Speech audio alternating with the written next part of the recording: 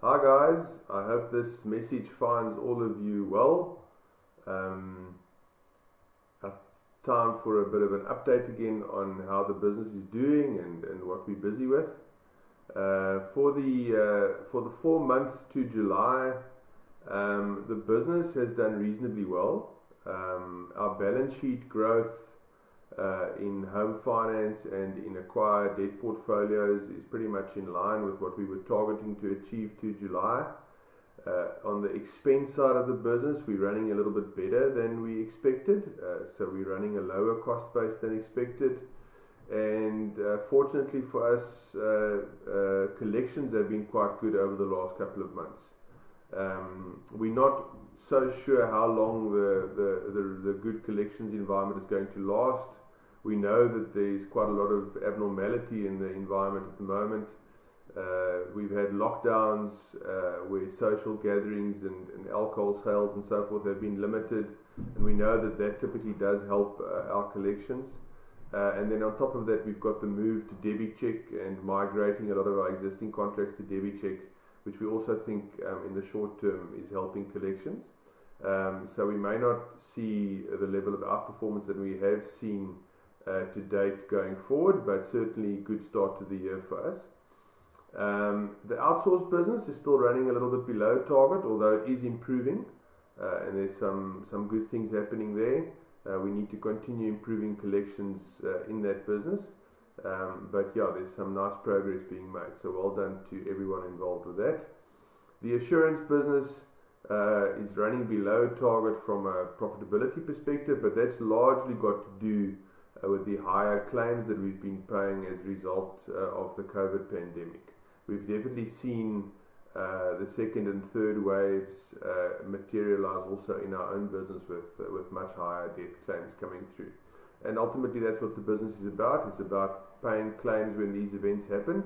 So although it hurt our profitability a bit, that's our customer value proposition that we need to fulfill. Overall then, the business is ahead of target, which is positive.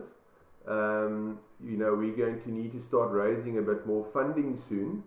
And as all of you know by now, our ability to raise funding is very much dependent on us being able to inspire confidence in our funders that we are a profitable and sustainable organization.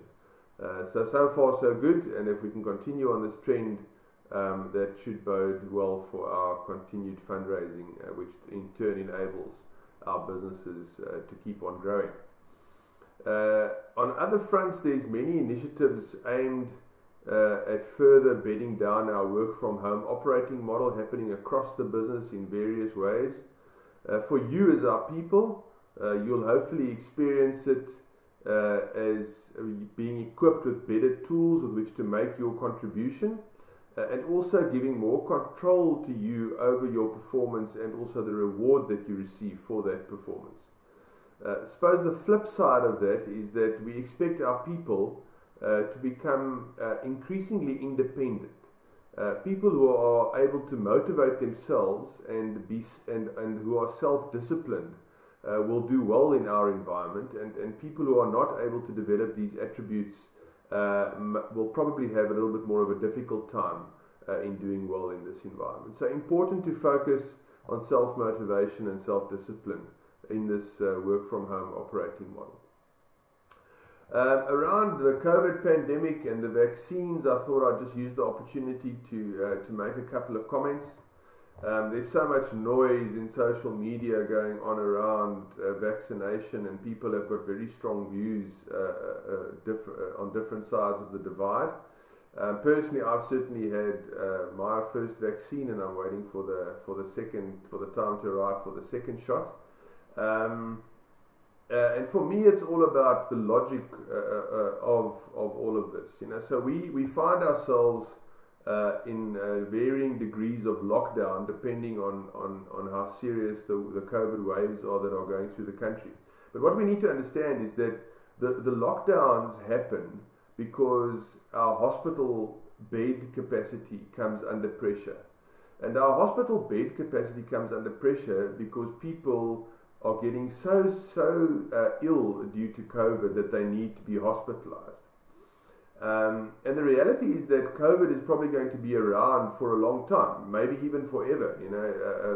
Some people are saying it'll just become like the normal seasonal flu that we had every year prior to COVID. But the point of it is that the purpose of the vaccines is not to stop people from getting COVID. The purpose of the vaccine is to stop people from getting seriously ill due to COVID and having to go to hospital. And therefore, if the more of us that vaccinate ourselves and get vaccinated, the less people should be getting seriously ill, and therefore the less people should be going to hospital. And if we can demonstrate that our hospital capacity is no longer likely to be under pressure, then we can expect the lockdowns to end, and we can expect life to start returning to normal, which I think is what we all want. So I would really urge you to get vaccinated and help all of us move past this abnormal stage of our lives back into greater normality. And I'd urge you not to be fooled by the so-called experts on social media. For me, life is relatively straightforward. When I've got a problem with my vehicle, I take it to a qualified mechanic to look at it and to fix the problem. And when I have a medical problem, then I go to a qualified expert, typically my doctor or a specialist, to advise me on what to do. And if you have doubts around the vaccines and whether you should get vaccinated, I'd urge you to speak to your doctor. He or she went to university for anywhere between 6 to 10 years. They're highly qualified in the area. And they should be able to give you good advice, and I'm pretty confident they're going to urge you to get vaccinated.